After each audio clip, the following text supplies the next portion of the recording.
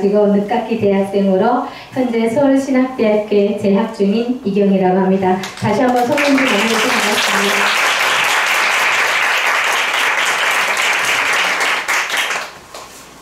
네, 먼저 부족한 저를 귀한 이 자리에 또 찬양과 간증으로 세워주신 하나님께 감사드립니다. 먼저 기도로 시작하겠습니다. 하나님 아버지, 오늘 주일 오후의 귀한 시간에 부족한 저를 간증과 찬양의 자리에 세워주셔서 감사합니다. 오늘 저희 입술을 통해서 하나님의 사랑과 은혜를 증거하게 하시고 오직 하나님의 영광만 드러나게 하시옵소서. 시작부터 마치는 순간까지 주님 함께하여 주시옵고 여기 계신 모든 성도분들께 주님의 은혜, 풍성한 은혜가 임하기를 원합니다. 모든 것 감사하며 우리를 너무나 사랑하시고 우리가 너무나 사랑하는 존귀하신 예수님의 이름으로 기도드립니다. 아멘. 네, 오늘 제가 여러분들과 함께 나누고 싶은 말씀이 있는데요. 요한복음 14장 18절 말씀입니다. 내가 너희를 고아와 같이 버려두지 아니하고 너희에게로 오리라. 아멘. 사실 하나님을 알기 전에는 이 말씀의 깊은 뜻을 알 수 없었지만 제가 믿음의 길로 정착하면서 하나님을 만나고 나서 이 마음으로 느끼고 말씀으로 확증하심을 고백합니다.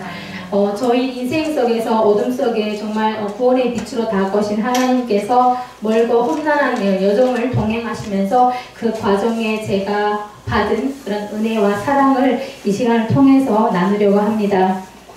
먼저 말씀해 주셔가지고요. 저희 고향은 멀지 않습니다, 여러분. 특히 여기 파주에서는 더 가깝죠. 함경북도 무산이라고 하는 곳이고요. 북한에서도 가장 어떻게 보게 되면 제일 추운 곳, 제일 이제 위쪽에 위치했다고 보시면 될 것 같습니다. 특히 저희 고향 앞에는 멀지 않은 곳에 두만강이 있고요. 그 두만강을 넘으면 중국이 있습니다. 어떻게 보게 되면 국경 지역입니다. 저는 이제 부모님 쓰라의 이남 일녀 중 맏딸로 태어나서 5 식구였는데요. 어렸을 때부터 정말 노래 부르기를 좋아하고 음악을 좋아하는 아이였습니다. 거기서 이제 초중고를 졸업하고 사회생활까지 하다가 20대 중반에 이렇게 탈북을 해서 우리 대한민국 국민이 되었는데요. 앞에서 소개해 주신 것처럼 학교에서는 학생 신분이지만 밖에서는 군부대 또는 이제 우리 초중고 학생들 찾아가서 북한을 알려주는 강사로도 지금 활발히 활동하고 있습니다. 사실 제가 코로나 전에는 정말 파주 자주 왔었습니다. 파주 지역이 북한과 가까워서 더 이렇게 통일교육을 많이 하시는지는 모르겠지만 초, 중고 정말 선생님들이 모르는 선생님이 없을 정도로 해마다 다녔거든요. 제가 거의 여기를 주관해서 강의를 했었습니다. 근데 코로나 이후에 조금 이렇게 예산을 못 받았다고 하시면서 좀 이제 덜 오게 되었는데 얼마 전에 또 왔다 갔었거든요. 그런데 이렇게 전국을 다니면서 제가 느낀 것은 북한이 정말 가깝구나. 특히 여기 파주 그리고 강원도, 인천, 강화도의 교동도라는 데 가면은 또 북한이 바로 앞에 보이거든요. 정말 지척에 있더라고요.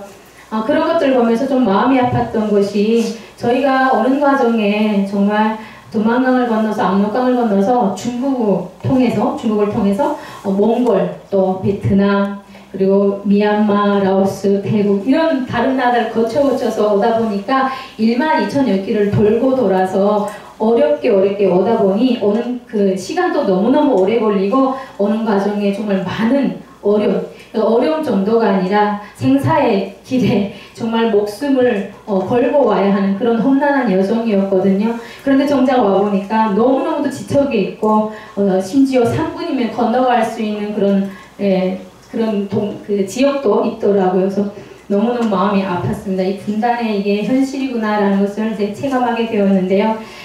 사실 한국에서 제일 이제 탈북민들이 많이 하는 얘기가 내가 살아갈 나라도 내가 선택할 수 있었으면 좋겠다. 태어날 때부터 이런 얘기를 많이 하거든요.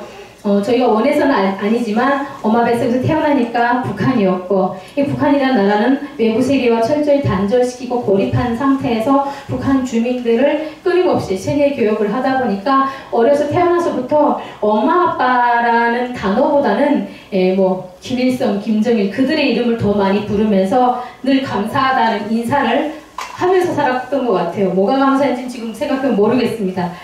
사실 그 북한이라는 나라가 사회주의 체제다 보니까 월급이라는 개념이 거의, 그러니까 제가 있을 때는 아예 없었습니다. 없었고, 아빠가 이제 그 철광석 그 광산에 계속 이제 나가시면, 일하러 나가시면 무임금이었어요. 아무것도 주는 건 없는 대신에 그 공짜로 그 식량을 이제 한 가족당 구성원 수에 맞게 이렇게 주는 것. 그러니까 배급제도라고 하죠. 그것밖에 없었는데 90년대 중반에 김일성이 사망되면서 그 배급제도마저도 끊겼습니다. 그러니까 유일한 생존 수단이었는데 그게 이제 중단되다 보니까 북한 주민들 속에서 이제 아사자가 속출하기 시작했고, 또 거기에다가 뭐 가뭄이라든지 홍수 이런 재난재해 이런 것들이 계속 악조건으로 계속되면서 북한 주민들이 그 당시에 여러분들이 언론을 통해서 아시는지 모르겠지만 300만 명이 넘는 아사자가 속출을 했습니다. 그러다 보니까 저희 할아버지 할머니도 정말 엘리트셨거든요. 근데 그런 분들이 다 결국은 영양실조 걸리시고 제대로 식사 못하시고 돌아가셨어요. 사실 그때 사람들이 너무 먹고 살기 힘들고 식량조차 구할 수 없게 되다 보니까 그때 탈북이라는 게 생겨났고, 정말 한 집 건너 한 집이 다 탈북했다고 말해도 과언이 아닐 정도로 사람들이 이제 중국에 가서 식량을 구하러 가기 시작을 했습니다. 그런 이제 식량 구하러 간 엄마를 기다리면서 또 남겨진 가족들과 아이들이 이런 이제 부모를 기다리면서 정말 그 길거리에서 동행하는 그런 고아들도 많이 이제 속출하게 됐고, 정말 어떻게 보게 되면 아사, 동사, 타사라고 하는 고난 속에서 늘 두려움과 그리고 또 눈물 속에서 살아갈 수밖에 없는 북한 주민들의 그런 아픔은 사실 그냥 지나간 과거형이 아니라 현재도 지금 진행 중입니다. 그래서 주님께서는 오는 자들과 함께 오라고 하셨지 않습니까? 그래서 이 시간을 통해서 여러분들이 조금이라도 생각나실 때 북한 주민들의 아픔, 고통을 놓고 같이 이제 기도할 수 있는 그런 그리스도인들이 되시길 원합니다. 사실 저도 어릴 때 이런 끔찍한 상황들을 보면서 자랐고, 저희 부모님도 그냥 일반 노동자, 그냥 가정주부 이런 평범한 가정이다 보니까 사실 예외가 아니었습니다. 그때 어렸을 때 제가 이제 학교는 가야 되거든요. 굶더라도 학교는 가야 돼요. 왜냐면 배고파서 안 가면 데리러 와요. 집에 막 선생님들 아이들 보내거든요. 데려오라고. 그래서 이제 학교는 굶으면서도 가야 되는 상황이었는데 그 당시 제일 소원이라고 할까요? 정말 한 끼라도 배불리 먹고 싶다, 이게 소원이었거든요. 거기다가 이제 북한이 이런 이제 경제난뿐만 아니라 전력난 때문에 전기도 안 들어왔었어요. 그러다 보니까 이 수압 같은 것들이 올라오지 못해서 물을 늘 길러 다녀야 했습니다. 그래서 우리나라도 보니까 뭐 강남, 강북 이런 동네들이 있던데 사람 사는 곳은 똑같은 것 같습니다. 북한도요, 단간부나 조금 돈 있는 집은 잘 사는 동네는 따로 있고요. 좀 못 사는 사람들 사는 동네가 이렇게 따로 뭔가 구분되어 있고요. 잘 사는 동네는 조금 전기도 들어옵니다. 저는 못 사는 달동네 같은 데서 살다 보니까 어렸을 때부터 엄마를 도와서 계속 물을 손에 이렇게 바켓스라고 하나요? 여기는 없던데 잘 안 보이는데, 아니 물동이를 멀다 이고 계속 이제 물을 길러 다녔어요. 그래서 키가 여기까지밖에 자라지 못했는데, 사실 지금 제가 지금 빌딩을 신고 있어서 가려졌는데 진짜 작거든요. 우리나라 학생들 보니까 초등학교 학생들 이렇게 학교 강의하러 가면 저보다 훨씬 큰 학생들이 너무너무 많은 거예요. 그래서 제가 그런 얘기 하거든. 선생님도 여기서 태어났으면 너희보다 더 크다고 이런 얘기 할 때가 있는데, 어쨌든 정말 그런 속에서 이제 살다가 제가 학교를 다니면서 북한에도 이제 동아리반 같은 게 있는데 음악 동아리반이 있습니다. 그런데 원래 저희 엄마가 북한에서 TV에 나오셨던 분이에요. 노래를 잘하셔가지고 한 3번 정도 나오셨어요. 또 이렇게 말하니까 그런데 왜 못 살았냐고 이렇게 말씀하시는데, 우리가 생각하는 기준으로 북한을 보시면 안 됩니다. 엄마가 이제 재능이 있으셔서 TV에 나왔지만 그렇다고 해서 저희 집에 먹고 살 수 있게 뭐 보장해주거나 그런 거 혜택이 하나도 없거든요. 그런 엄마를 보면서 저도 사실 음악인으로 살고 싶은 마음이 있었어요. 그래서 동아리, 그 음악 동아리 무작정 들어갔습니다. 한 40명 정도 되는 아이들이 있었는데요. 알고 보니 그 동아리 음악을 배우는 집 자녀들 다 잘 사는 집의 아이들이더라고요. 단간부를 한다든지 아니면 그 중국으로 밀수밀매하면서 좀 특별히 장사를 잘하셔가지고 돈이 있다든지 그런 집안의 아이들만 있었습니다. 생각해보면 먹을 것도 없는데 거기 가서 음악을 한다는 게 불가능한 일이죠. 근데 저는 정말 음악을 좋아하는 그런 일념으로 갔는데 정말 저희처럼 가난한 집 아이는 한 명도 없더라고요. 저처럼. 근데 대부분이 북한이 대중악기가 이제 아코디언이나 기타인데 아코디언을 좀 많이 선호를 해요. 근데 저는 아코디언을 살 수 있는 돈이 없잖아요. 근데 그 당시 아코디언 치는 친구들 보면서 너무너무 부러웠습니다. 나도 저거 배우고 싶다. 그래서 저는 살 수가 없으니까 집에 걸려져 있는 통기타 하나 들고 그 동아리반을 6년을 다녔는데 그때마다 이제 그 연습하다가 쉬는 시간 10분씩 있거든요. 그때 이제 제 또래 친구에게 가가지고 나 한 번만 좀 쳐보면 안 될까? 이런 식으로 해가지고 조금 만져본 게 다예요. 사실상. 그렇게 못 배웠고 조금 이따 연주는 하겠지만 북한에서는 사실 아코디언을 배운 적은 없습니다. 그렇게 잠깐 쉬는 시간에 빌려쳐서 그냥 좀 제 스스로 익힌 정도. 한국에 와서 그 한이 있어가지고 오자마자 저 악기를 제가 이래가지고 취직해가지고 낙원상가 가가지고 샀습니다. 그래서 한국에 또 엄청 온 게 열심히 일한 것만큼 수익이 있지 않습니까? 그래서 제가 정말 오자마자 열심히 취직해서 일을 했거든요. 그래서 정말 담도 크죠. 저 악기가 무려 1,000만원짜리입니다. 그런데 40만원을 깎아서 960만원을 3년 할부해서 샀고요. 제 악기가 되었는데 그 한으로 제가 저 악기를 사서 집에서 열심히 독학을 했습니다. 그래서 사실 학교에서는 기타 전공이거든요. 그런데 밖에 이렇게 공연을 하거나 이제 이제 찬양을 할 때 주로 아코디언을 많이 연주합니다. 또 여기 분들이 아코디언을 잘 볼 수 없으니까 많이 선호하시더라고요. 그래서 아코디언 배운 적은 없지만 어쨌든 지금 아코디언 연주자로 활동하고 있습니다. 제가 이제 그렇게 북한에서 6년간 동아리 활동을 하면서 나름 다른 학생들보다 기량은 좀 있는 편이었습니다. 그래서 학교 교장 선생님도 대학교를 가더라도 훌륭한 음악 선생님이 됐으면 좋겠다라고 추천까지 해주셨는데, 그러니까 북한은 교장 선생님이냐 학교에 추천이 없으면 대학교 못 가거든요. 추천이 있었음에도 불구하고 저는 갈 수 없었습니다. 왜냐면 저희 집은 늘 가난했고 제가 이제 대학교를 간다는 것은 북한도 마찬가지로 말로는 무상교육제도라고 하지만 대학교 가는 것은 다 이제 다 알아서 이렇게 준비를 해서 이제 어느 정도 돈도 들고 그냥 다닐 수 없었거든요. 그래서 저는 결국은 대학교 넘어가고 싶었지만 포기할 수밖에 없었습니다. 그래서 정말 그때 사실 많이 이제 절망감이 왔었어요. 왜냐면 6년 동안 제가 너무 좋아하는 음악을 열심히 했거든요. 열심히 하고 학교에서도 나름 인정을 해주었는데도 불구하고 제 가정 형편으로 대학교를 못 간다라는 것 때문에 다른 친구들 졸업하고 막 대학교를 가고 막 이제 누군가는 뭐 평양에도 가서 뭐 전문 예술인이 된다라고 막 이렇게 정말 들떠 있을 때 제가 너무너무 이렇게 절망스러운 거예요. 그래서 나는 뭘 할 수 있지 하고 하다가 그때 이제 그 절망감 속에서 저를 조금 건져내 준 것이 한류입니다. 제가 이제 저희 집 TV가 없었어요. 그래서 엄마 친구 잘 사는 집에 이제 갔는데 그 집에서 이제 남조선 드라마를 보는 거예요. 봤더니 아마 이제 너무 옛날 드라마나 모르실 텐데요. 명랑소녀 성공기라고 하는 장나라랑 장혁씨가 주인공으로 나오는 그 뭐 화장품 회사 뭐를 이제 토대로 한 그런 드라마가 있는데 너무 재밌는 거예요. 정말 제가 학교에서는 남조선은 정말 양육강식이 지배하는 나라, 그리고 정말 뭐 썩은 자본주의 사회 뭐 이렇게 배웠거든요. 그래서 이제 학교에서 뭐라고 했냐면 우리가 빨리 통일을 시켜서 우리가 지금 먹는 옥수수 밥 한 숟가락도 남조선 어린이들과 우리 친구들과 남조선 친구들과 나눠 먹어야 된다. 저는 이렇게 배웠거든요. 근데 드라마를 보니까 완전 딴 세상인 거예요.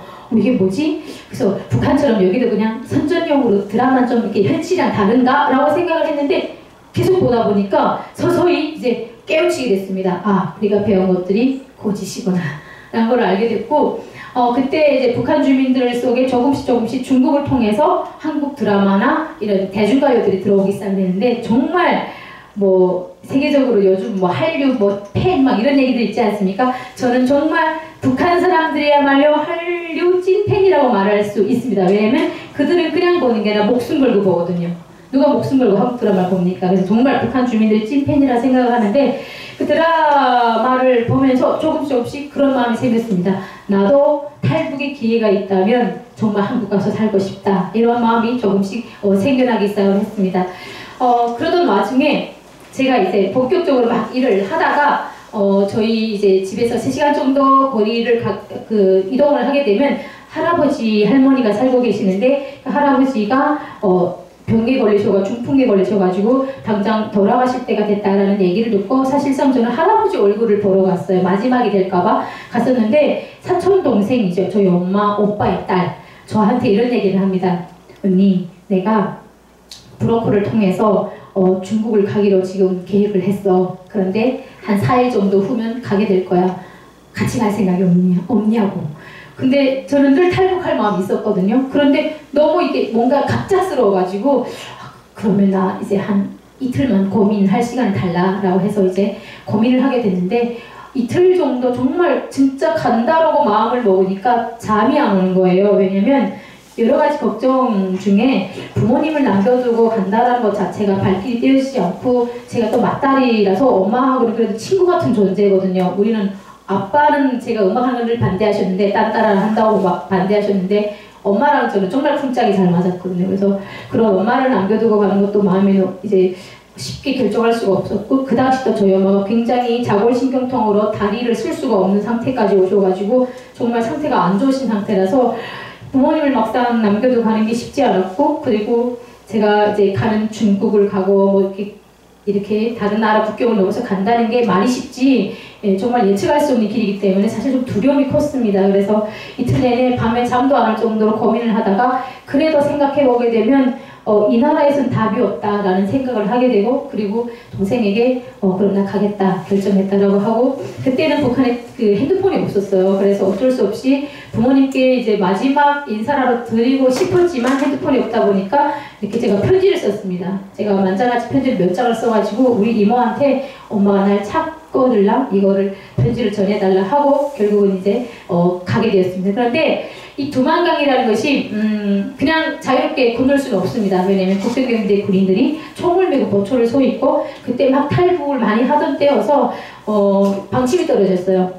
만약에 탈북을 이제 보게 되면 신고를 하게 되어 있고 그리고 군인들이 보게 되면 총을 쏴도 된다라는 그런 방침이 있었기 때문에 무작정 건널 수가 없었고 브로커라는 사람들을 통해서 갈 수 있었는데 이 브로커들은 국경경비 군인들과 결탁한 사람들이에요. 그래서 이 사람들은 탈북을 하려는 사람들한테서 돈을 받아가지고 그걸 이제 자기들끼리 나눠 가지는 거죠. 그런 식으로 해서 이게 탈북을 시켜줬는데 그 두만강이란 이름이 어느 순간 탈북하는 사람들이 증가하면서 도망강으로 바뀌었습니다. 그래서 사람은 도망강 하거든요. 저길 도망갔다라고 해서 두만강을 통해서 도망했다 해가지고 도망강이라고 하는데 제가 이제 2월 28일 5시 반쯤에 건넜거든요. 근데 그때 2월 28일이면 좀 그래도 겨울이기 때문에 5시 반 정도면 좀 약간 날이 어둑어둑해요.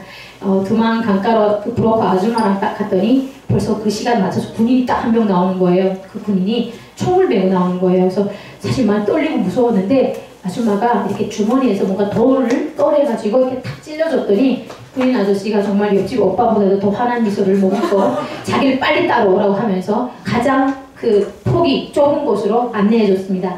두만강도 이렇게 폭이 다 다르거든요. 정말 깊은 곳이 있고 넓은 곳이 있고 이런데 제일 좁은 통로로 이제 안내를 해줘서 정말 저희가 그때 당시까지는 북한이 추우니까 강이 얼어 있어가지고 얼음 위로 이렇게 막 건너갔는데 여름이 비수기고요. 탈북에 성수기 비수기가 있는데 겨울이 성수기입니다. 왜냐면 그냥 얼음 위로 좀 위험하지 않게 건널 수 있기 때문에 그래서 저도 이제 그때 때마침 겨울이어가지고 건너게 되었는데 브로커 아줌마랑 같이 건넜습니다. 그런데 돈을 받는다고 그랬잖아요. 그 당시 한 사람한테서 80만 원가량을 받았는데요. 저한테 무슨 80만 원이 있었겠습니까? 북한 돈으로 한 사람은 엄청난 돈인데 보통은 이렇게 합니다. 이 돈을 처음부터 계획적으로 돈을 이제 마련해가지고 계획적으로 이제 탈북하는 사람이 있고 그 다음에 두 번째 돈이 없는 사람들은 무작정 우선 건넙니다. 그러면 브로커들이 이 돈을 받기 위해서 사람들을 중국에 팔아버립니다. 상품처럼 팔아버리는데, 여성들 같은 경우에는 결혼시키죠. 강제 결혼시키고, 남성들 같은 경우에는 이제 강제 노동 현장에 보내지게 됩니다. 그렇게 받은 돈으로 본인들이 가져가는 거죠. 그렇게 있고, 세 번째는 이제 중국에 친인척이 있는 사람들, 그런 사람들이 그 중국을 건너가서 거기에 전화를 연락을 해서 돈을 받아서 이렇게 주는 그런 방식이 있습니다. 사실 저희는 이런 게 있다는 걸 알고 있었고, 그래서 이제 저희 이모님이 중국에 가게 되면 먼 친척들이 있다. 그래서 연락처 몇 개를 외워라. 그래가지고 저희가 외워가지고 가서 다행히 친척분들한테 정말 애걸복걸 부탁을 해가지고 그 돈을 이제 가지고 오셔가지고 브로커에 주고 다행히 임신매매에 그래도 그런 위험을 당하지 않고 들어갈 수 있었습니다. 들어가자마자 바로 한국으로 올 수 없는 게, 한국까지 오려면 또 다른 브로커를 알아봐야 됩니다. 이제 이 북한 여자는 정말 중국까지만 데려다준 브로커였기 때문에 중국과 뭐 이렇게 태국과 이런 국경을 넘는 다른 브로커들을 알아낸다는 것은 쉬운 일이 아니었습니다. 왜냐면 공개적인 직업이 아니기 때문에 정말 이렇게 뒤로 이렇게 알아봐야 되는데, 친척들도 이제 그런 루트는 모르더라고요. 그래서 조금 중국에 머무르게 됐는데 1년 정도 저희가 이제 그 중국 연길 쪽은 너무너무 위험하기 때문에 북경이라는 곳에 가게 됐습니다. 북경에 가가지고 거기 이제 친척들의 지인이 사장이었어요. 그래서 공장이었는데 자석을 찍어내는 회사였어요. 거기서 주 야간이라면서 월급을 받기 시작했습니다. 동생과 제가 이제 월급을 이렇게 모았는데, 그 월급을 사실상 모아서 북한에다 보내려고 사실 모으다 보니까 야간 때는 알아서 이제 밥을 해결해 먹어야 되는데, 컵라면 하나만 사서 둘이서 이렇게 나눠 먹었습니다. 왜냐면 돈 빨리 모아야 되다 보니까 간식 사 먹는 게 너무 아까웠어요. 그렇게 돈을 모았는데 북한에 보내려고 했더니 북한에는 계좌번호가 없습니다. 그러니까 보낼 수 없죠.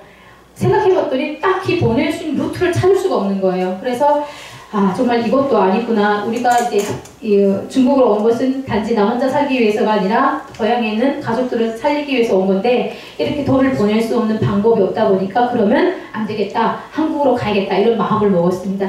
그래서 정말 어렵게 브로커를 정말 한 달이 건너 소개받게 되었습니다. 그런데 어느 과정에 뭐 중국도 그렇고 어느 나라는 마찬가지겠지만 선한 사람이 있는가 하면 악한 사람들 꼭 있죠. 중국도 좋은 사람들도 있거든요. 근데 저희가 이제 그 브로커가 선한 사람인지 악한 사람인지 제대로 된 브로커는 저희는 알 리가 없잖아요. 그래서 그때 이제 월급을 이제 모아둔 걸 가지고 브로커가 있다라고 하는 청도라는 곳에 이동하게 되었습니다. 북경에서 청도로 가게 되었는데, 36살의 이제 조선족 남성이었습니다. 저는 그 이름과 얼굴도 지금도 이제 생생한데요. 저희한테 정말 잘해줬어요, 처음에는. 그래서 어디서 왔고 무슨 일을 했고 뭐 하며 살다 왔는지 물어보니까 저희는 있는 그대로 이제 얘기를 했죠. 근데 그 당시는 이제 중국에서부터 우리나라까지 오는데 400만 원이라는 그 브로커 비용을 받았습니다. 물론 지금은 한 사람 오면 1억을 요구합니다. 엄청나게 올랐죠. 그런데 그 400만 원이라는 돈이 보통은 다 없어요. 그래서 어떻게 하냐면 한국에 도착해서 후불제로 주겠다라는 이런 계약서를 씁니다. 쓰고 손짓장 찍는데 저희도 오자마자 쓰고 찍었습니다. 그런데 열흘이 지나고 이제 보름이 지났는데 저희를 안 보내주는 겁니다. 그래서 왜 안 보내주냐고 따져 물었더니 이 사람이 너희랑 좀 할 얘기가 있다 라고 해서 이제 방으로 부르더니 이 사람이 이제 저희한테 돈이 있다는 걸 알아낸 겁니다. 눈치를 챈 거예요. 그래서 이 돈을 뺏고 싶은 거예요. 뺏고 싶은데 이제 그래서 계속 저희를 가둬놓고 안 보냈다가 돈을 너희 지금 돈 갖고 있는 거 다 내놓으면 보내주겠다, 이런 조건을 거는 겁니다. 그래서 이게 말이 안 된다, 우리가 계약서를 좀 썼는데 이 계약서를 썼는데 왜 돈을 지금 요구하냐 했더니 따져 물었더니, 그때 이제 낮 12시 점심시간이었는데 정말 술도 안 마시고 멀쩡한 이 사람이 돈을 못 내놓겠다고 하니까 주방으로 뛰어가더니 식칼을 하나 뽑아들고 오는 거예요. 뽑아들고 오더니 협박하기 시작을 했습니다. 돈을 내놓겠느냐 아니면 내가 이제 너희를 칼을 찍어줄 수 있다, 어떤 걸 선택하겠느냐 하는데, 그 사람의 이 얼굴과 이 눈길이 이미 사람이 아니었어요. 정말 광기 있는 눈으로 정말 찌를 것 같은 거예요. 너무 무서운 거예요. 그래서 그때 그 사람이 저한테 무슨 얘기를 했냐면, 너희 따위쯤이야 여기서 죽어나간다고 해서 나한테 아무 문제가 안 생긴다는 거예요. 근데 듣고 보면 맞는 말이에요. 왜냐면 저희 나라가 아니잖아요. 그리고 부모님이 안 계시잖아요. 그러면 찾아줄 나라도 찾아줄 부모님도 없는 거예요. 듣고 보면 그럴 수도 있는 거예요. 그래서 너무 무서워가지고 결국은 그 상황에서 돈을 다 내놓을 수밖에 없는 상황이었어요.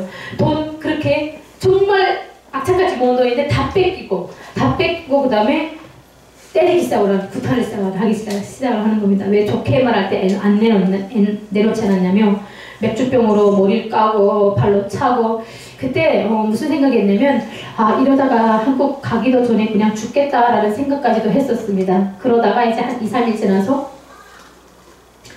버리겠다는 거예요. 예, 버리겠다 그러더니 이제 저희를 다른 브로커에게 이제 그 인계인수로 말해야 될까요? 아무튼 다른 브로커가 연결시켜줬는데 그 브로커가 탈북민이었습니다. 저희처럼 한국에 묵주 와서 대한민국 국민이라는 국적을 가지고 이제 중국을 오고 가면서 탈북민들을 도와주는 그런 정말 제대로 된 브로커를 그때 만난 겁니다. 결국 저희가 이제 그 잘못된 소개로 인해서 소개하는 사람들도 잘 모르니까 이제 브로커라기보다는 완전 그 악덕 그런 사람에게 잘못 갔던 거죠.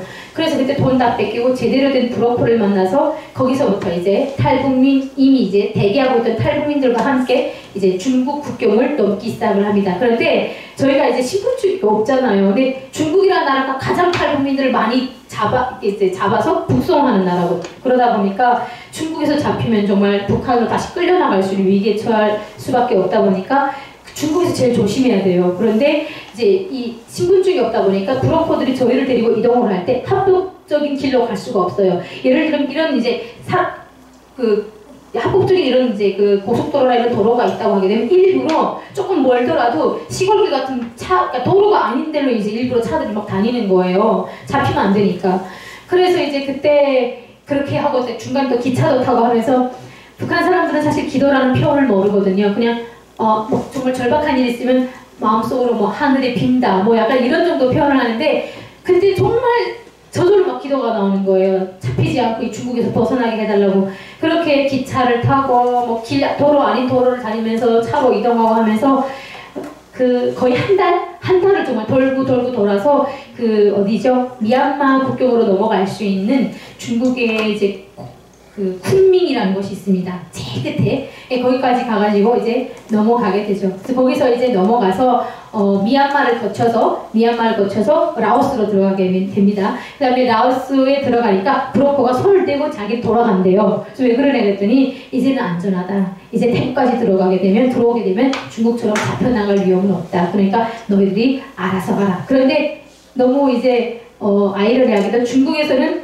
그 공안한테 잡히면 무조건 북송되거든요. 근데 태국은 공안, 경찰한테 빨리 잡혀야 된대요. 그래야지 너희를 이민국 같은 데로 이제 이동시켜줄 수 있다. 빨리 잡혀야 된다. 그래서 저희가 정말 약간 이렇게 제복 같은 거 입은 사람들만 찾아다녔어요. 막 캐메 입고 다니면서.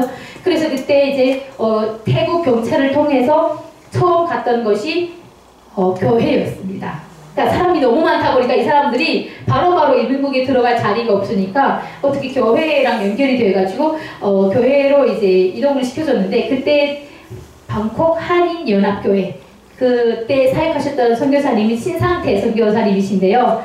네, 신상태 선교사님을 만났던 그때가 2004년이었습니다. 그런데 작년에 제가 뵀습니다. 정말 우연히 건지암에 있는 수련관이 있더라고요. 거기에 이제 저희가 탈북민 찬양단으로 갔다가 강사로 오셨더라고요. 그래서 그때 제가 18년 만에 뵀어요. 그래가지고 너무 깜짝 놀래가지고 정말 진짜 막 눈물 펑펑 쏟으면서 이제 선교사님 뵀었는데 선교사님 너무너무 기뻐하시는 거예요. 한국에 들어오는 모든 일정이 기쁘지만 그중에 이제 이경자매를 만나서 이렇게 또 거기다가 대학까지 갔다라고 하니까 너무너무 기쁘다 이런 말씀을 하시면서 이제 정말 상상하지도 못했는데 그렇게 선교사님을 작년에 뵀었습니다.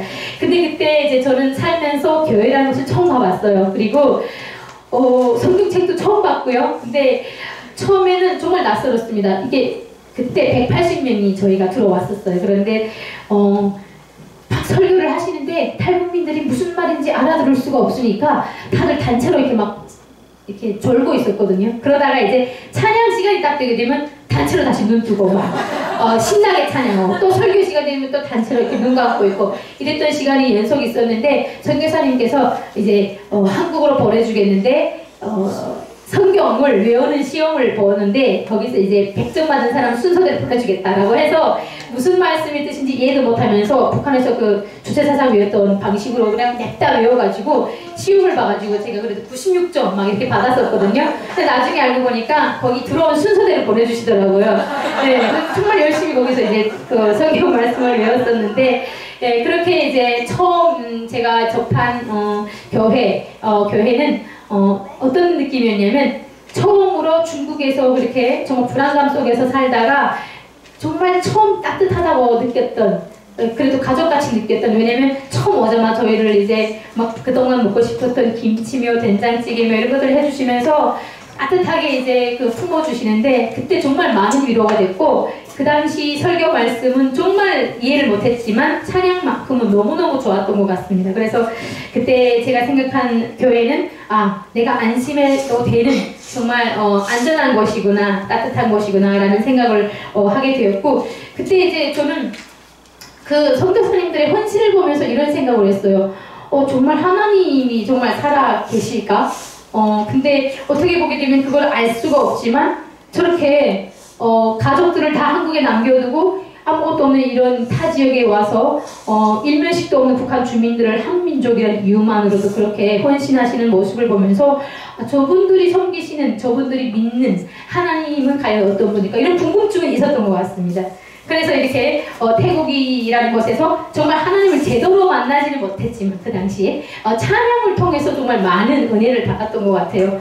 그렇게 이제 한국에 왔습니다. 한국에 왔는데 이제 그 나라에서 저희가 집이 없으니까 그 잠시 잠깐 살 수 있는 영구임대 아파트라던가 이런 것들을 이제 좀 배분해 줍니다. 제가 그때 경기도 부천에 집을 받았는데 딱 이제 집을 핸드폰 하나 딱 만들어가지고 그때 정착금을 350만 원을 통장에 이제 받았습니다. 그래가지고 이제 그 핸드폰을 좀 했으니까 300만 조금 넘게 있었겠죠. 그래서 저녁에 집 앞에 그 부천이 어느 한 아파트 앞으로 왔는데 저를 가장 먼저 반겨주는 사람이 있었습니다. 누굴까요? 아니었습니다. 브로커였습니다. 브로커가 제가 썼던 그 계약서를 손에 딱 들고 저희 아파트 앞에 계단에 다 앉아있는 겁니다. 예, 별 반갑진 않았습니다. 그런데 딱 그 400만 원이라는 그 계약금을 보여주면서 돈 받으러 왔다는 거예요.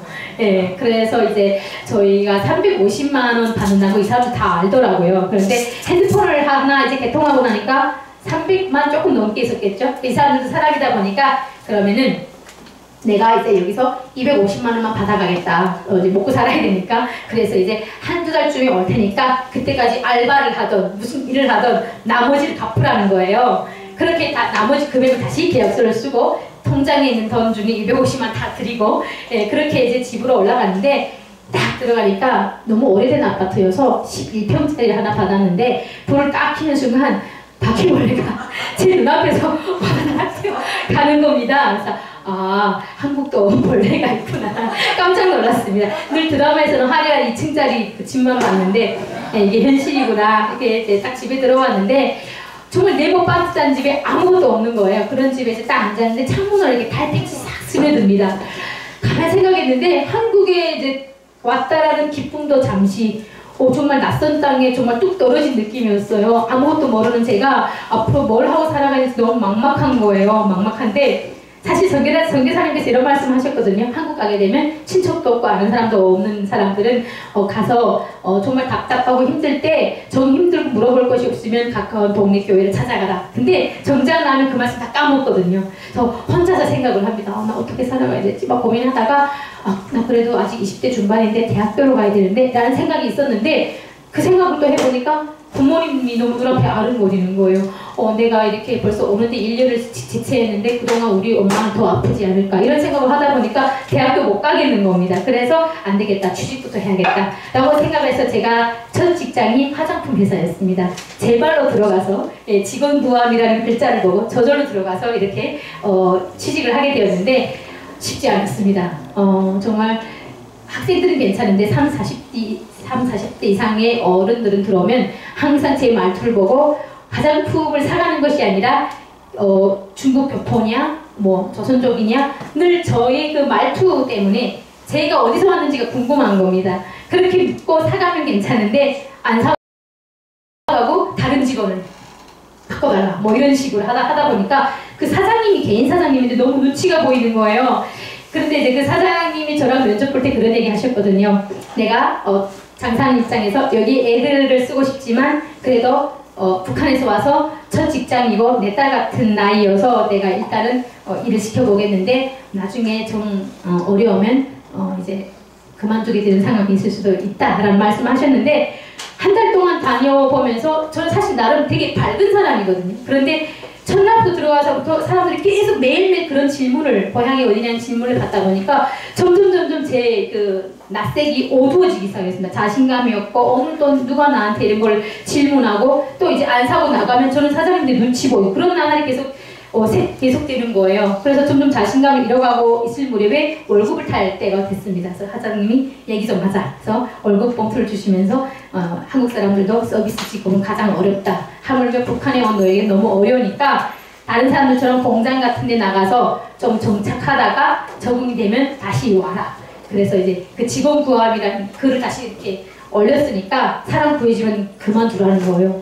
그래서 알겠습니다 하고 이렇게 그때 밤 10시 이제 일이 끝났는데 매장 문을 딱 닫고 나오는데 그때 저희 집에서 그 매장까지 걸어서 50분 거리였고 마을버스 타면 15분 거리인데 그 850원이라는 버스 비용이 저는 아까워서 출퇴근 걸어 다녔거든요. 그래서 50분 동안 집으로 가는 길에 눈물이 펑펑 쏟아지는 거예요. 너무 서러운 거예요. 내가 정말 탈북이라는 어려운 것까지도 해냈는데 근데 고작 이렇게 일을 제대로 못해서 뭔가 쫓겨나는 그런 기분이 드는 거예요. 그래서 50분 동안 울면서 갔습니다. 울면서 가고 다음날에 딱 이제 출근을 했는데 그래 뭐 그만둘 때는 며칠 동안 그만두더라도 있는 며칠 동안은 좀 나름 좀 다른 마음가짐으로 해보자라는 오기가 생겼어요. 그래서 다른 친구들이 화장품을 팔 때 고객한테 하는 멘트 있잖아요. 그거를 다 이해는 못했지만 작은 책에 이렇게 적어두었습니다.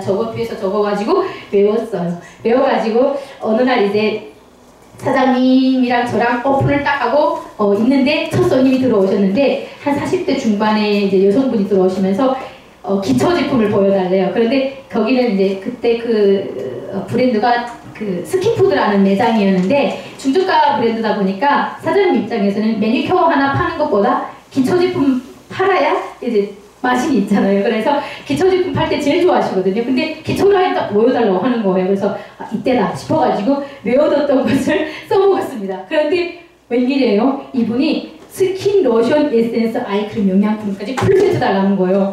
너무 기쁜 거예요. 저한테서 첫 구매가 이루어졌어요. 그것도 제일 비싼 라인이. 그래가지고 그거를 바코드 막 찍으면서 사장님이 그 입이 귀에 걸리시는 거예요. 그래서 사장님이 너무너무 좋아하시는 거예요. 그래서 그때 처음 이제 나도 할 수 있구나 라는 자신감이 생겨가지고 그때부터 자신감이 붙어서 하다 보니까 어느 순간 저도 팔기 시작을 하는 거예요. 그래서 며칠 지났는데 사장님이 다시 얘기 좀 하자 그러더니 쭉 다녀라. 너가 이렇게 열심히 하는 게 이제 보이더라. 그래서 다녀라 해서 제가 6년을 다녔습니다. 6년을 다니면서 월급을 90만 원대로부터 시작했는데 나올 때는 6년쯤 됐을 때 230까지 이제 받으면서 그 받은 월급을 정말 공과금만 남겨놓고 용돈 5만 원만 남겨놓고 다 북한에 보냈습니다. 3개월에 한 번씩. 또 이제 이쯤 되면 또 북한이 어떻게 보내냐 많이들 궁금해 하시더라고요. 그래서 북한에 계좌번호는 없지만 한국과 중국과 북한의 브로커 연결망이 있습니다. 그러면 그분 브로커들 계좌번호에다가 제가 이제 한국 돈을 이렇게 입금을 하면 그분들이 30%를 떼고 나머지 70%를 북한 돈으로 바꿔서 북한에 있는 브로커가 직접 인편으로 찾아가서 전달을 합니다. 그럼 받았는지 안 받았는지 제가 확인이 안 되잖아요. 이분들이 엄마가 돈을 이제 받는 모습을 사진을 찍거나 아니면 엄마가 나 오늘 얼마 받았다라는 그 음성을 녹음을 해서 저한테 이제 메시지로 이렇게 확인을 이렇게 시키더라고요. 그렇게 제가 6년간 그 받은 월급을 다 부모님께 보내드렸습니다. 예, 통장은 텅텅 늘 비어있었습니다. 계속 보내다 보니까.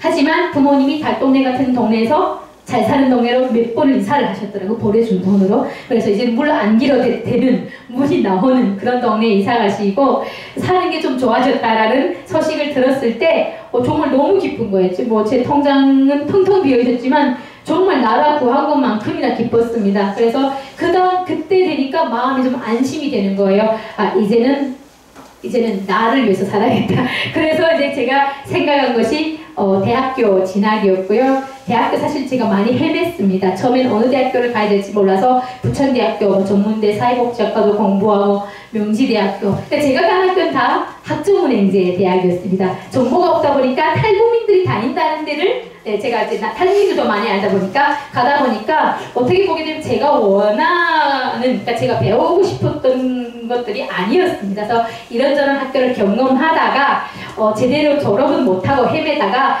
저희 이제 목사님, 담임 목사님, 우리 대형교회를 사랑의 교회라고 하는 서초역에 있는 거길 다니다가 거기서 탈북민들이 우르르 가다 보니까 저도 가게 됐는데 나중에 개척교회 목사님, 지금의 담임 목사님을 만나 뵙게 되고 그 당시에 이제 목사님께서 안수받으신 지 오래되셨는데 개척을 하신 지 얼마 안 되셔가지고 그 2019년도에 제가 목사님을 만났어요. 그동안은 대형교회 다니다가 갔는데 개척하신 지 얼마 안 돼가지고 사람이 하나도 없어서 제가 첫 성도였습니다.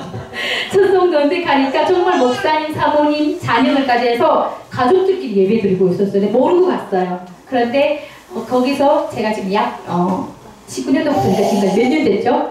예, 정말 목사님과 제가 혼자서 몇 년 그 자리를 지키게 되었고, 오히려 대형교회보다 저는 그랬습니다. 그 작은 교회에서 목사님과 1대1로 성경 공부하면서 믿음이 더 제대로 자라났고, 그때 목사님을 만나서 저는 지금까지 단 한 번도 주일을 떼먹은 적이 없고요. 어떤 일일까? 그 전에 교회 다닐 때는 주일에 막 공연이 들어오면 공연하러 갔었습니다. 막 지방에 일하러 가고 돈을 벌어야 되니까. 그런데 제대로 제가 믿음의 길에 들어서면서 아, 주일을 지켜야겠구나 해서 지금까지 한 번도 주일을 놓친 적 없고요. 오늘도 목사님께서 예배 시간이 아닌 오후에 오라고 하셔가지고 너무 다행이라는 생각이 들었습니다. 왜냐면 예배 시간 저 절대 움직일 수 없거든요. 예, 그래서 이제 그렇게 이제 믿음의 길로 오면서 목사님께서 찬양을 좋아하고 음악을 좋아하니까 제가 계속 대학교에 대한 한이 있어서 늦게라도 학교를 가고 싶다는 마음을 비쳤더니 목사님이 그러면 기왕 한국에 왔으니까 앞으로 찬양 사역자가 되려면 음악을 좀 더 공부해야 된다. 그러면 다른 일반 학교에도 실용음악과는 있지만 신학대학교에 가라 해서 목사님이 나오신 서울신대에 건면하셔서 가게 되었고, 그렇게 공부를 하다 보니까 제가 39살에 학교를 갔거든요. 근데 실용음악과 학생들 20대예요. 그래서 지금도 저한테 누나도 아니고 누님이라 그러거든요. 예, 지나가면 정말 90도 인사하는 교수님 대하듯이. 예, 정말 사실 그 3년이 쉽지 않았습니다. 예, 그런 나이를 불문하고 학생들의 그 수준이 너무너무 높은 거예요. 막 작사, 작곡은 기본이고 프로듀싱도 하는 친구들도 있고 하는데 한 번도 그런 과정을 밟아본 저에게 있어서는 정말 힘들어서 포기하고 싶을 때가 너무 정말 많았습니다. 그래서 특히 작년 3학년 때는 1, 2학년 때 교양 과목을 많이 했다 보니까 제가 그 와중에도 4점을 넘을 정도로 학점은 좀 잘 받았거든요. 열심히 해서. 근데 작년에 전공 과목만 하면서 너무너무 힘든 거예요. 그래서 진짜 너무 포기하고 싶고 차 안에서 혼자 막 울고 내가 왜 이 나이에 공부를 하면서 이렇게 살아야 되나? 이게 맞나라고 하면서 갑자기 너무너무 힘든 거예요. 그런데 진짜 여기까지 이제 인도하신 하나님의 뜻이 있는 걸 알기 때문에 올해 드디어 4학년이 되었고요. 지금은 마지막 관문 졸업 조건으로 자작곡을 만들어서 졸업 앨범을 내야 되고 졸업 공연을 준비를 해야 되는데 모르는 거는 이제 우리 학우들한테 부탁을 하면서 커피도 사주고 밥도 사주면서 도움받으면서 지금 준비하고 있습니다. 두서없이 이렇게 얘기를 하게 되는데요. 사실 제가 처음에 이제 목사님과 처음에 학교 가기 전에 제일 먼저 했던 것이 찬양 사역을 어떻게 할까 하다가 유튜브 채널을 하나 목사님이 개설해 주셔가지고 이제 찬양 유튜브를 계속 이제 올리게 되었는데, 그때 제가 거의 매일 교회를 갔었습니다. 찬양을 연습하고 그 영상을 올리는 과정들이 있었는데, 사실 북한 주민들이 아직 이제 교회를 안 다니는 사람들이 많거든요. 근데 그들이 교회를 믿음으로 들어서기까지 사실 되게 쉽지가 않아요. 어려워요. 특히 북한 주민들이. 그래서 탈북민들이 같은 탈북민이 찬양을 부르면 좀 듣지 않을까라는 마음이 있었습니다. 그래서 찬양 유튜브를 하기 시작을 했는데 그 찬양을 하면서 많은 사람들한테 하나님의 그런 사랑과 은혜를 전하고 싶었는데 오히려 그 과정 중에 연습하는 과정 중에 제가 은혜를 더 많이 받았어요. 그래서 이제 결국 학교까지 이제 가게 되었는데요. 사실 북한 주민들은 지금 여전히 너무너무 어렵게 살고 있고 특히 최근에 이제 김정은 정권에 들어오면서 북한 주민들의 어떤 그런 탄압과 이런 것들이 더 강해졌어요. 왜냐면 많은 사람들이 이제 그 탈북을 해서 왔고 또 그 와 있는 가족들이 북한에 돈을 보내면서 그 남아있는 가족들이 그 돈을 받으면서 다 자연스럽게 한국이 잘 사는 나라는 걸 알게 되지 않습니까? 그러니까 이제 더더욱 이제 이 탈북이라는 것을 막기 위해서 중국과 그러니까 그 두만강이라고 하죠. 두만강과 압록강 일대에 CCTV를 설치하고 이제는 완전 길이 막혔습니다. 저희 때는 그래도 CCTV는 없었거든요. 그런데 다 이제 길을 막고 이러다 보니까 지금은 돈을 많이 갖고 있어도 탈북을 할 수 없는 그런 상황에 이르렀습니다. 그래서 많은 사람들이 오고 싶어도 올 수 없는 상황이 생겼고요. 저희 엄마도 안타까운 소식을 들었는데요. 제가 이제 뭐 여전히 학교 다니면서도 1년에 적어도 뭐 예전만큼은 못 드리지만 한두 번씩은 제가 돈을 계속 보내드렸는데 돈을 이렇게 브로커죠. 돈을 전달하는 브로커가 잡혔어요. 잡히면은 불개합니다. 어느 집에 돈을 전달했는지. 근데 저희 엄마 이름이 나오게 됐고 저희 집을 불다 보니까 저희 엄마가 잡혀가게 됐고 교도소에 가셨습니다. 지금 현재 가셨고요. 1년 다행히 제가 이제 돈을 정말 열심히 몇백만 원씩 보내드려가지고 그러니까 사실 교도소 못 가게 하려고 그 돈을 먹여서라도 왜냐면 북한은 사실 돈이면 다 되는 세상이 됐거든요. 그래서 보내드렸는데도 불구하고 북한도 법이라는 게 있기 때문에 확정된 법은 돌이킬 수 없다라고 해서 그나마 그 돈을 먹여서 1년을 형을 받으시고 저희 집에서 3시간 정도 거리에 있는 정거리 교화소, 북한에 지금 교화소라고 하는데요. 그 교도소에 지금 들어가 계십니다. 들어가신 한 2달 정도 되셨고요. 사실 너무 마음이 무너지는 것 같지만 저는 믿습니다. 하나님께서 저희 엄마를 지켜주실 것을 믿습니다.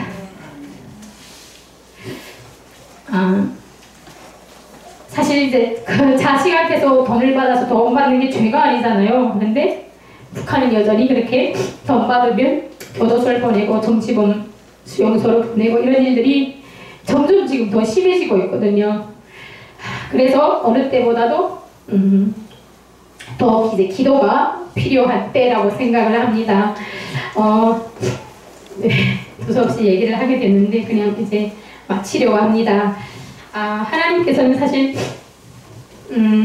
저의 작은 기도를 들으시고 아몽의 땅 북한에서 저를 이곳까지 인도해 주셨고 그리고 중국과 태국 그리고 광야와 같은 그곳에서 위험한 매 순간에도 고아와 같은 저희들을 외면하지 않으시고 눈동자같이 지켜주셨습니다. 탈북의 이 험난한 여정은 힘없고 작고 이런 저희의 그런 의지와 힘으로는 절대 이제 해낼 수 없는 그런 불가능한 길이었습니다. 하나님의 뜻과 예비하심이 있었기에 오늘의 이 자리에 제가 있음을 고백합니다. 지금도 기독교를 탄압하고 박해하는 북한에서는 사실 하나님 그리고 교회라는 단어만 들려도 바로 정치범 수용소로 끌려가게 됩니다. 그럼에도 불구하고 여러분들이 분명히 이제 말씀드리고 싶은 것은 여러분들께 북한의 지하교회 성도들이 있거든요. 그런데 이제 그들은 목숨을 걸고 복음을 전하고 있고요. 제가 이제 북한의 지하교회 성도들이 하는 그 작은 기도를 직접 그 파일을 통해서 음성 파일을 통해서 들었습니다. 근데 그걸 들으면서 되게 부끄러웠던 것이 그들이 어려운 그 속에서 기도하면서 예배드리면서 그런 자기들을 지켜달라고 이제 기도를 하는 것이 아니라 우리 한국 교회를 위해서 기도하고 있더라고요. 그런 모습들을 보면서 너무 힘이 났고 또 한편으로는 부끄럽기도 했습니다. 그리고 대한민국에 와서 이렇게 예배와 찬양을 드릴 수 있다, 이런 자유를 누릴 수 있다는 것이 너무 감사했습니다. 기독교 박해지수가 1위 지금 북한 체제에서 살다 온 탈북민들은 믿음으로 신앙을 접하거나 이제 뿌리 내리기 굉장히 어려운 그런 마음들이 있는데 그 중에서도 찬양은 정말 강한 하나님의 역사하심이 있다는 것을 제가 체험을 했습니다. 그래서 제가 학교에서 훈련받고 실용음악과에서 공부하고 있는 것은 어떤 단순한 어떤 대중적인 뭐 음악 활동이나 이런 전문가가 되기 위해서가 아니라 찬양 사역을 할 수 있는 그런 훈련을 받기 위해서입니다. 저는 이제 이 땅에서 찬양으로 이제 남한 주민들도 만나고 탈북민들도 만나고 그리고 다문화 그런 주민들도 만나면서 나중에 통일의 때에는 찬양으로 북한 주민들을 만나고 싶습니다. 그래서 정말 공부하면서 제가 분명하게 이제 깨달은 것은 늦깎이로 이렇게 학교에서 훈련받게 하신 것도 다 하나님이 찬양 사역자의 이제 비전으로 살게 하신 그 계획이 있다는 것을 분명히 이제 깨닫게 되었습니다. 제가 이제 그 마지막으로 당부드리고 싶은 것은 여러분들께서 오늘 이 시간 이후로 정말 생각나실 때마다 특히 파주는 북한과 가까이 있으니까 북한 주민들의 어떤 아픔과 눈물 그들을 위해서 여러분들이 정말 우리가 깨어나서 특히 우리는 그리스도인들이기 때문에 깨어나서 기도할 수 있는 여러분들이 되셨으면 좋겠습니다. 그리고 제가 이제 마지막 학년인데요. 정말 마지막 학년을 어렵지 않게 제대로 잘 졸업할 수 있도록 같이 기도해 주셨으면 좋겠습니다. 만약에 제가 이 사명과 이런 소명을 깨닫지 못했다면 저의 살아온 어떤 그런 모든 과정들이 험난했었고 정착의 어려움도 있었고 또 지금 한국에 온 딸로 인해서 연로하신 엄마가 교도소에 들어가신 이 상황 속에서 사실 모든 것이 은혜가 되고 감사함이 사실 잊기가 쉽지 않죠. 그런데 그 모든 과정 속에서 나로 하여금 복음을 전하는 사람으로 또 찬양으로 쓰임받게 하는 그 모든 시간이었음을 확신하기 때문에 이 살아온 모든 것이 다 감사와 은혜였음을 여러분들 앞에서 오늘 간증하게 됐습니다. 그래서 이런 말씀이 있죠. 너희가 전에는 어둠이더니 이제는 주 안에서 빛이라. 빛의 자녀들처럼 행하라고 하신 에베소서 5장 8절의 말씀처럼 정말 하나님의 자녀로 정말 제가 쓰임받기를 소망합니다. 그래서 이 시간 그 크신 하나님의 은혜를 여러분들과 찬양으로 나누고 싶습니다. 감사합니다.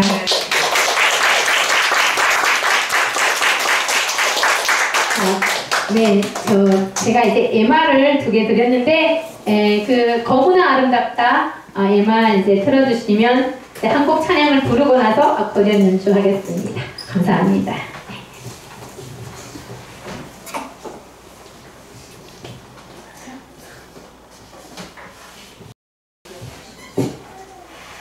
고맙습니다. 사인 주시면 사인 주시면 네. 지금 들어주시면 될 것 같습니다.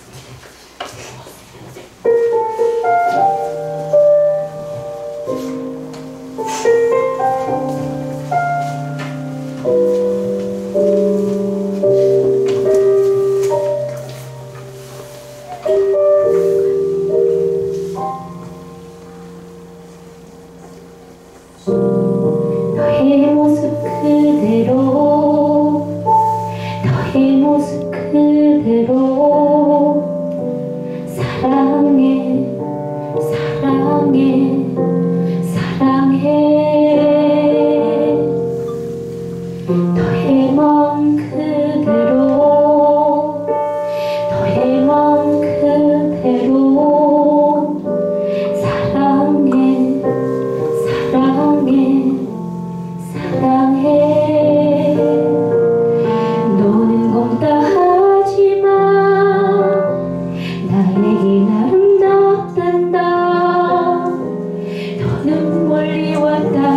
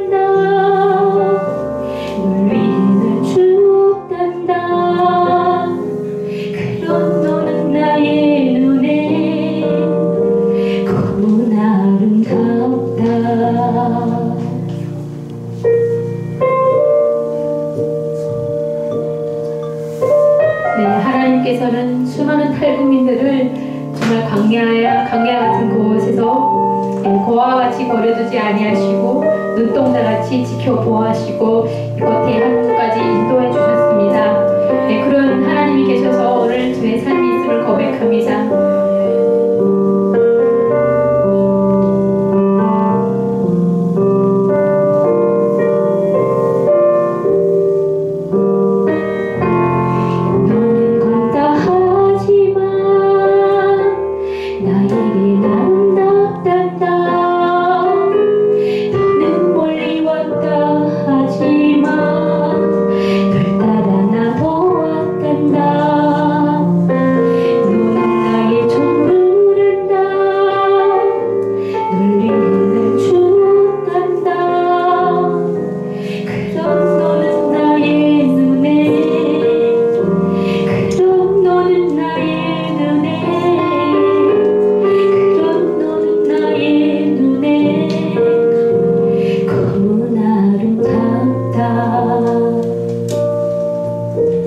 너의 모습 그대로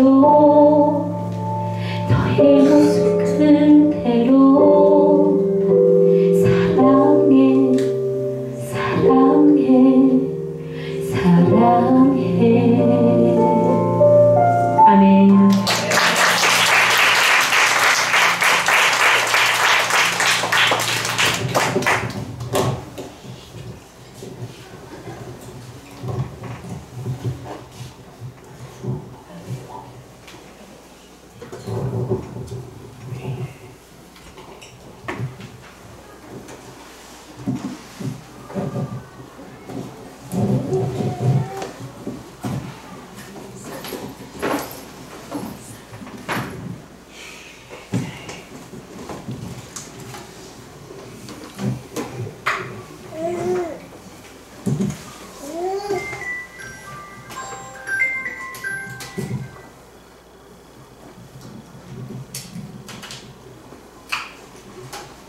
음.